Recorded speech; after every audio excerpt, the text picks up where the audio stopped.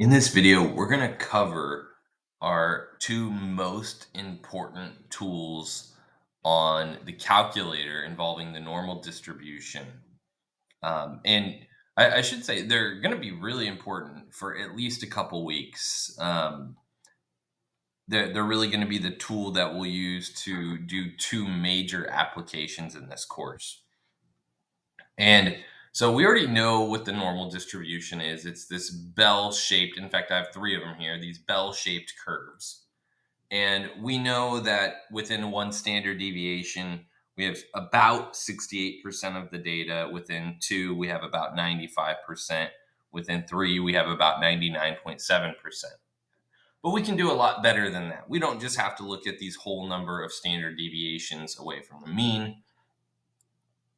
But before we get into that, let's just kind of recall that because the normal distribution is relatively simple, and by simple I mean symmetric really, there's only two numbers that we need to describe it once we know it's normally distributed, and is the mean and the standard deviation. So the mean tells us where these things are centered. So you can see that out of the two that have a mean of 50. And by the way, we haven't talked about this notation here in a little bit, so we need to make a little side note here. This notation that you're seeing here, they always put the mean first and then the standard deviation second. So you can see that those two that have a mean of 50 are centered at 50. Similarly, if we come down here to the one at 75, it's centered at, well, 75. And the other important number that we mentioned was the standard deviation. And you can see that if we compare these first two again, while they are centered at the same place, one has a larger standard deviation and is more spread out. Okay? And one has a smaller standard deviation and is more compact.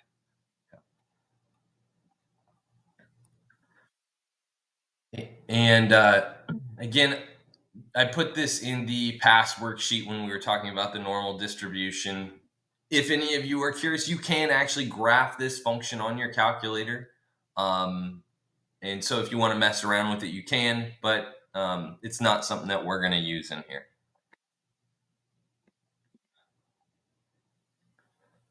All right, so this is bringing us on to how we're going to compute these probabilities. So remember, the normal distribution is what we call a continuous probability model. Okay. And so is what that means is that when we are computing probabilities, we're really going to be finding areas under the curve. Okay. And so this is a visual of what it would look like to ask, what is the probability that we would end up with an observation in between x1 and x2? And so to do that, we'd find the area under the curve from x1 to x2. Okay. And specifically, the curve here is the normal distribution with mean mu and standard deviation sigma. And down here, we have the procedure for how we're going to find that. So for a long time in this class, the only button that we were really pressing was stat. Okay. Our new favorite button here is going to be vars. And let me make this big again. There we go. You're going to hit second in vars, and it's going to bring you to a bunch of distributions. And we're going to use a few different buttons under this. And so after you hit second in vars is what you're going to want to do is select normal CDF. Okay. And then after that, we're going to have to plug in some values, x1, x2, mu, and sigma. Okay. And x1 is our lower bound, x2 is our upper bound. And is what we'll do is here in a second, we'll do an example. So here it says the mean height of adult males in the US is 69.7 inches with a standard deviation of 2.8 inches. The US Navy used to require that a fighter pilot would have a height between 62 inches and 77 inches. This is no longer the requirement. The requirements are a little more specific now. It's not just height that is measured. Okay. And then lastly, it says, what is the probability that a randomly selected adult male in the US meets the old height requirements? Okay. So the first thing that I want to do here is just be really clear, what normal distribution are we actually working with? Okay. So in order to know that, we need to know the mean and the standard deviation. Okay. And so I like to write these in here. We were told that the mean height for adult males is 69.7 inches. Okay. So I know that this normal distribution I have here is centered at 69.7. And then lastly, I have the standard deviation, which is 2.8. Okay.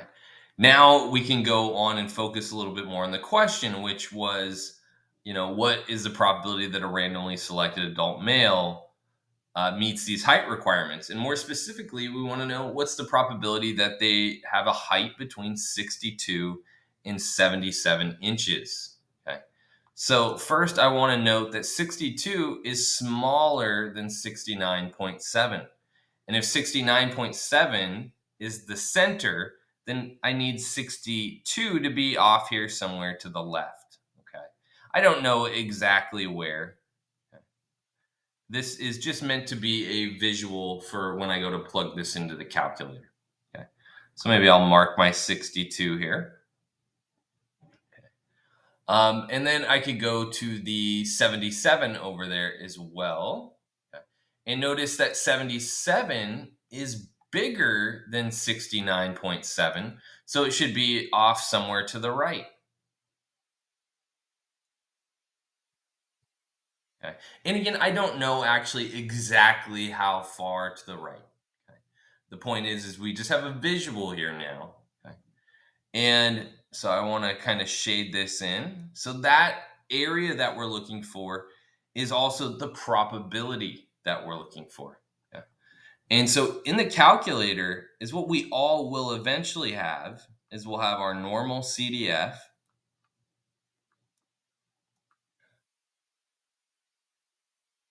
And the first two numbers that you want to input are the lower and upper bound.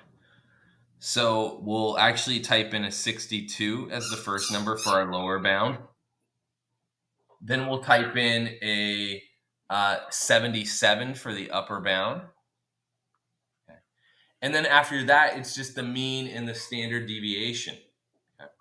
And so the mean here was 69.7 inches, and the standard deviation was 2.8. And so is what I'm going to have us do now is we will move over to our calculator here. I just want to be able to kind of see these numbers as I go to type this in. Okay. So I'm going to go ahead here and I'm going to hit second in vars. Okay. Then from here, notice that there are two buttons that look very similar, 1 and 2. We always are going to use normal CDF. We're never going to use this tool that says normal PDF. Okay. So I'll hit number 2 here. Okay. Now, next, I want to type in my lower bound. Okay. For some of you, you may be seeing a separate screen here. If you are seeing a separate screen here, you can go ahead and pause for a moment, and I'll show you all how to fill in the rest of this if you're seeing a different screen here in a minute. Okay, if you're seeing this screen, you do want to enter your lower bound, your upper bound, your mean, and then lastly, our standard deviation. The nice thing about the calculator that I'm using here is it specifically tells you lower bound, upper bound, mean, and standard deviation so you know what numbers to put where. Okay. Well, if your calculator didn't look like this, you actually kind of have to remember what order to put those in. Okay. This won't be that bad though. I'll always write it in our work here so that you can see it. But let's go ahead and hit paste. And again, here in a minute, we'll talk about what we'll do if our screen looks a little bit different. Okay. So I'm going to go ahead and just hit enter now. This is what I would have done had I If there wasn't anything else we were going to talk about, I would have just hit enter here. And this is the probability that we're looking for. Okay. However, your screen may have again looked different. So is what I'm going to do is I'm going to make my screen look like what some of your alls might have looked like. Okay. So you might have just been given this as your screen, normal CDF in a left parenthesis. If that's the case, then you just manually type in first the lower bound, then you have to hit the comma button, and then 77, the comma button, and then our mean, comma, and then our standard deviation, and then a right parenthesis. And then you can just hit enter. Okay, and of course you can see we're getting the same thing here. So I'm going to go ahead and record this. I'm going to say it's about 0.99.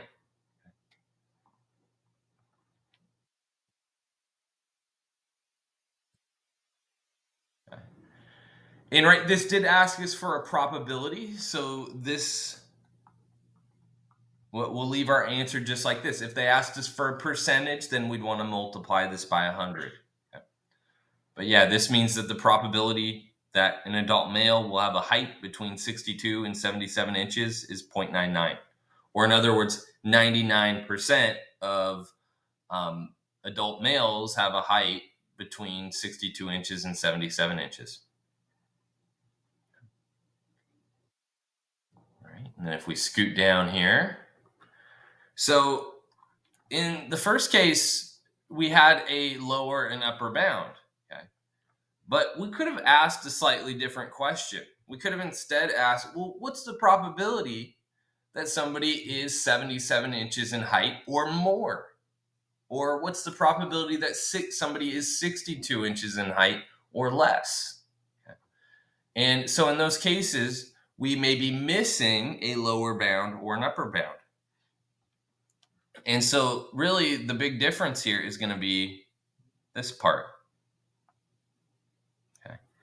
So is what's going on here in this first picture is it says we want to find the probability that we would get an observation that's larger than X. Okay. So that would be this area that's shaded off to the right. Okay. Now here's the deal is the normal distribution, it is a model. It is not perfect. Okay. And this model has a horizontal asymptote. Okay. And so it's going to keep going on forever and ever and ever off here to the right. And so there is no upper bound. Okay. So this upper bound that I am typing in is just simply the largest number that we can put into our calculator. Okay. You usually don't actually have to use this largest number. If you use just a big number, it'll usually work fine. But it needs to be big relative to the rest of the numbers that you're typing into normal CDF. Okay. Um, and it is what the deal is once you get more than a few standard deviations from the mean, there's almost no area left in those spaces. Yeah. But yeah, E99 is just simply the biggest number we can put in our calculator. Minus E99 is the smallest. Okay. And in order to do that, I do have the instructions right here, but we're going to go through this here in just a second. So here it says, suppose that lifetimes for a particular car battery are normally distributed with a mean of 148 and a standard deviation of 8 weeks. Okay. So let's go ahead and write in our mean and our standard deviation. So we know now that this distribution, this normal distribution, is centered at 148. And I'm going to try to put that in up here as well. There we go. All right. So for the first question, it says if the company guarantees its battery for 3 years, what percent of batteries sold would you expect to be returned before the end of the warranty period? assume that there are 52 weeks in a year. Okay. So I first really just need to convert this 3 years into weeks. Okay. So if I just do 3 times 52, and we can do that on the calculator here if we want. 3 times 52. And so we're getting 156.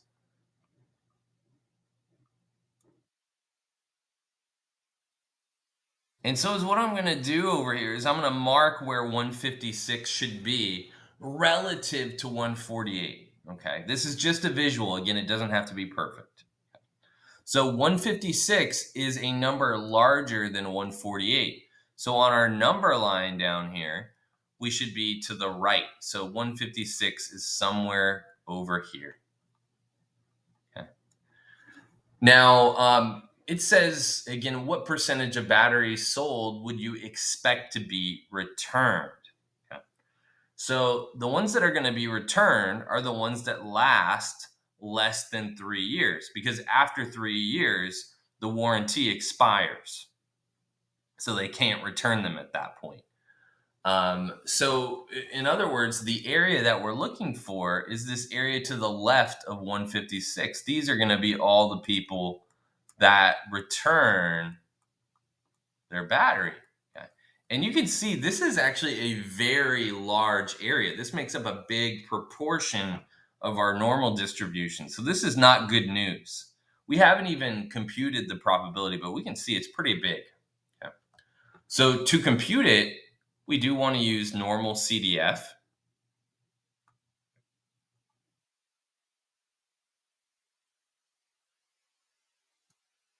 We'll put in our lower bound. Now, if we look at this picture, you can see there technically is not a lower bound. So we're going to type in the smallest number that we can get on the calculator. So this is minus E99, comma, our upper bound. So our upper bound for this region is 156. And then you just type in the mean and then the standard deviation. There we go. And let's go ahead and move this over and we'll get this in the calculator. So again, we'll go second in vars. And again, we will not use normal PDF. We're only going to use normal CDF. So number 2 here. And then I'll type in the negative button. Make sure not to use the subtraction button. And then there's another thing we need to pay close attention to here. There is or are actually multiple buttons that have E's on them. Okay. And specifically, we want the one above the comma. You can see it's actually 2 capital E's, but it'll only actually give us 1. Okay. Which is good. So you're going to hit second comma and then 99. Okay. Another way to think about what this means, other than the smallest number on your calculator, is it's actually, this is minus, this is 10 to the 99 times minus 1. That's the best way to think about that. It's a very small number. Our upper bound is 156. Our mean is 148. And our standard deviation is 8. And I'll just go ahead down here and I'll hit paste. And again, if your screen didn't look like this, all you got to do, let me delete some of this so that it'll look like your screen,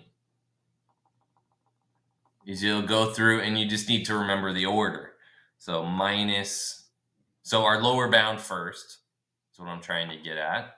So minus E99, our upper bound, our mean, and then our standard deviation.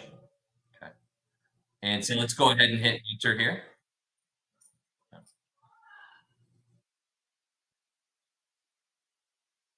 All right, and so in both cases, we can see that we are getting this 0.84. Okay. So let's go ahead and record that.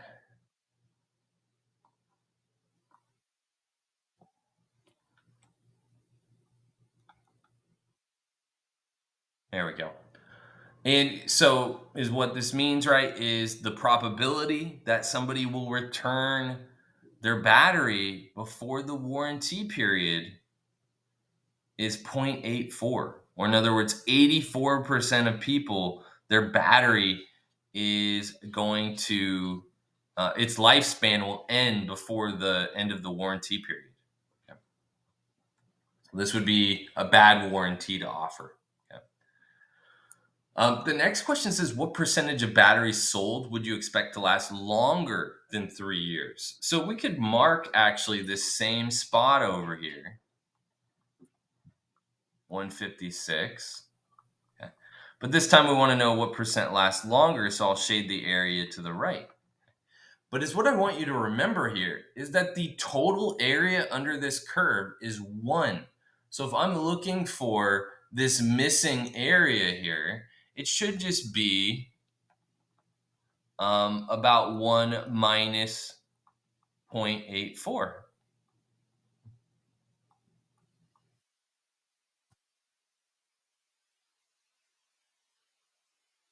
I get 0.16. Okay. So about 16% of batteries will last longer than 156 weeks. Okay.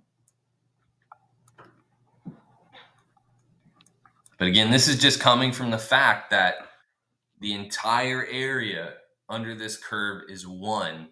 And if we already know the area to the left, we should be able to find the area to the right. Now, there is another type of question we can do. So you can see in all of these, we were asked to find a probability. Okay. Well, we could be asked to go the other direction. We could be given a probability and asked to find a spot here on the x-axis, spot on the number line that corresponds to that probability. So the tool that we're going to use here is going to be called inverse norm. Okay. And it's also going to be found by just hitting second and then vars. And the way it works is you give it 3 numbers. Okay. And P here is technically your percentile over 100 is one way to think about this. Okay. This here is your mean, and this is your standard deviation. And so, what it gives us when you plug this in is it gives us the x value such that the probability of being to the left of x is whatever p is here. Okay. So, one way to think about this is a tool that can give you the pth percentile. Okay. And so, let's actually try to use it so that we can understand it. But do note in this picture, it shows area shaded to the left. Okay. And so it is always going to work that way. There is an exception, but it is what I'm getting at is this is how inverse norm works. Okay. So if we want to find the area to the right, we're going to have to be a little more creative. Okay. So let's do a couple examples. So this says an 1868 paper by German physician Carl W. reported, based on more than 1 million body temperature readings, that healthy adult body temperatures are approximately normal, with mean mu equals 98.6 degrees Fahrenheit and standard deviation of zero point 0.6 degrees Fahrenheit. This is still the most widely quoted result for human temperature. And so down here it says, according to this study, what is the range of body temperatures that can be found in 95% of healthy adults? And specifically, is what we're talking about is the middle 95% of adults. Okay. And so, is what that's going to mean in terms of these pictures that we're going to make is that we're kind of curious where these two spots are. Okay. And I'm going to call one of them maybe X1 and maybe one of them X2. Okay. And I'm going to shade actually both of these, but I want to try to line these up with the one above. Okay. So again, I want to find this x1 and x2 such that this area in the middle is 0.95. Okay. And I don't think I did a perfect job here of making this look centered, but okay, there we go. But yeah, I want this to be a 95% or 0.95. I'm going to leave it like that.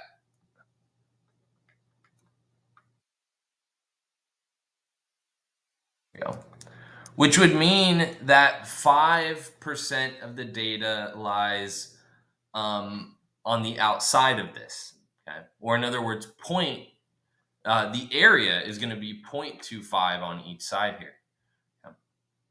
So I'm going to unshade this, and I have a reason for it. Okay? But I just want to point out that over here, we have 0.025 is the area. Okay. And the area over here is 0.025. Because yeah, if we add those two up on the outside, we'll get 0.05. And when you add that 0.05 to the 0.95, we get 1. Okay, so it totals up to 1. Okay. And I'm going to fill that in over here as well.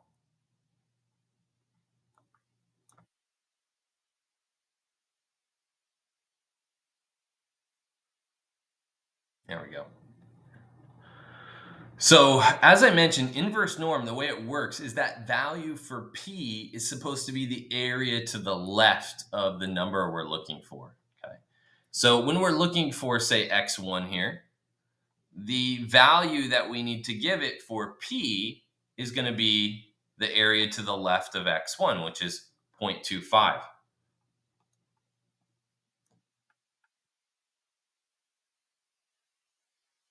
So, the first number I put in is P. Again, the area to the left is this first number that goes in. And then after that, just the mean and the standard deviation. So we had this 98.6 and zero point 0.6 for the standard deviation. Okay.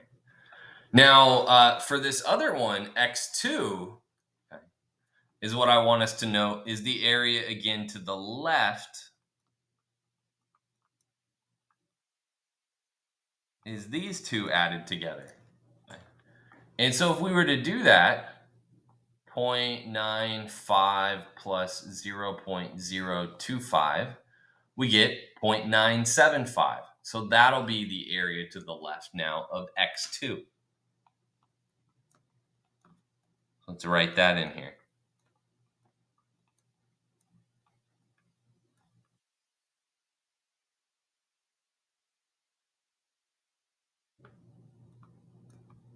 And then after the area to the left, we'll just feed it the mean and the standard deviation. Okay. All right. So let's go ahead and get the calculator out, and we will hit second in vars. We will go down to inverse norm, which is number 3. So again, some of us have a different looking screen here. Okay. So if you are seeing a different screen, go ahead and just wait here for a minute as I go through it on this screen, and I'll go through what it'll look like on yours. So I need to type in my area here. Okay. And even when we are thinking about how this is going to look in the calculator, it will go in the same order: area, mu, and sigma.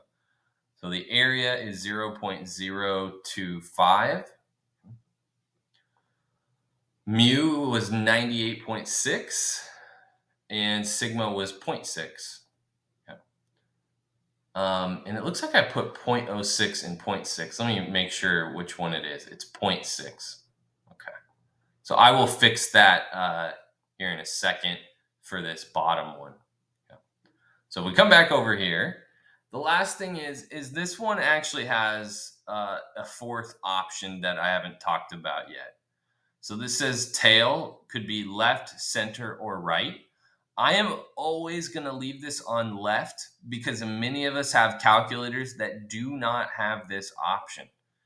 And is what if you don't have this option, your calculator by default will be on left here. Okay. So I'm always going to leave it this way. If you want to figure out how to use the left, center, right portion of this, feel free to, but I'm going to always leave it on left here.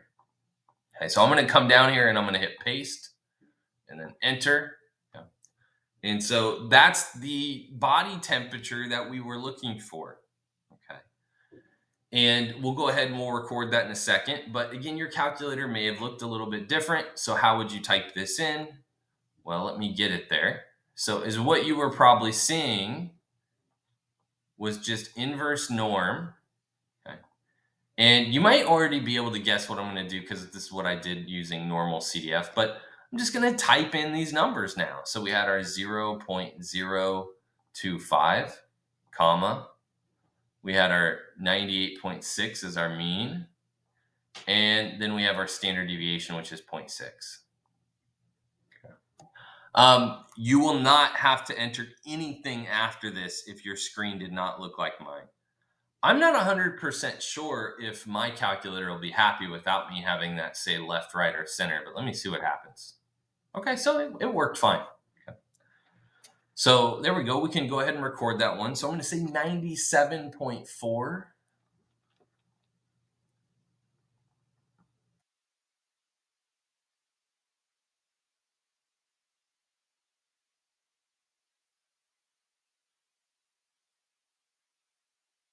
And then let's go and find X2.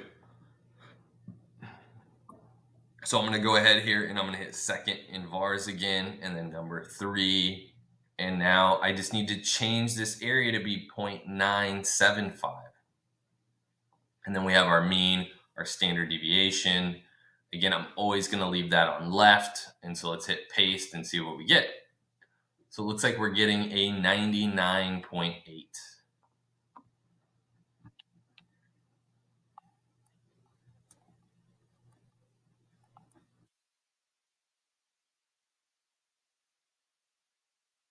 All right, so is what this means is we expect that the middle 95% of people have body temperatures between 97.4 degrees Fahrenheit and 99.8 degrees Fahrenheit. All right, let's take a look at one more question here. So in B down here, it says a more recent study suggests that healthy adult body temperatures are better described by the normal distribution with mean 98.2 degrees Fahrenheit and a standard deviation of zero point 0.7 degrees Fahrenheit. And based on this later study, what is the range of values representing the 95th or the 95% most common body temperatures in healthy adults? And so again, we are talking about that middle 95%. And so we're just going to see how this updated study, how its range of, the middle 95% of adults, how their body temperatures look compares to this old study. So this is actually going to be fairly easy. You can see I'm just copying and pasting here. And this is because very few things are going to change. We still want to find the spot on the normal distribution such that the area to the left is 0.025. And we also want to find the spot on this normal distribution such that the area to the left is 0.975. Okay. The thing that's going to change is going to be the mean and the standard deviation here. So let's go ahead and change those. So what do we have here? 98.2 and 0.7. And I said I was going to change this 0.06 up here. It just reminded me to a 0.6. There we go. And then down here, again, the same mean, 98.2, and the same standard deviation, 0.7. And so let's go ahead and plug these in. Okay. And let me show you something that you can also do on your calculator so you don't have to go back to that screen. And you have already probably seen me do it a couple times, but you could just hit second and then enter here. And then your previous line will pop up and you can just go in here and edit things. So for instance, I want to find the this first inverse norm over here of 0.025 comma 98.2 comma zero point 0.7. I can just start typing some of those things in. So there's the 0.025. I'll change this 6 to a 2, and then this 6 here to a 7. Okay. And so that gives us our new lower bound, so 96.8 this time.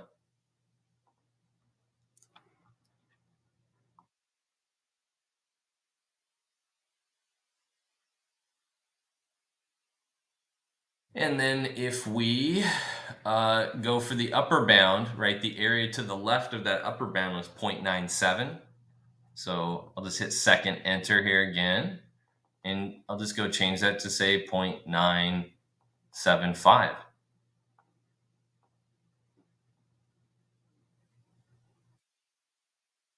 There we go. And so here we're getting about 99.6.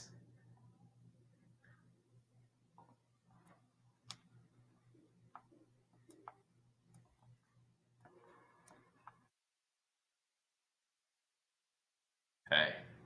So is what we have here now is based on this newer study, we expect that 95% of body temperatures are going to be between 96.8 degrees Fahrenheit and 99.6 degrees Fahrenheit. And if we look at how that compares to the old study, the upper bounds are pretty close to the same. It's just the lower bounds that are um, quite a bit different. All right. And so this here wraps up um, the two tools I wanted to talk about today, which were normal CDF and inverse norm.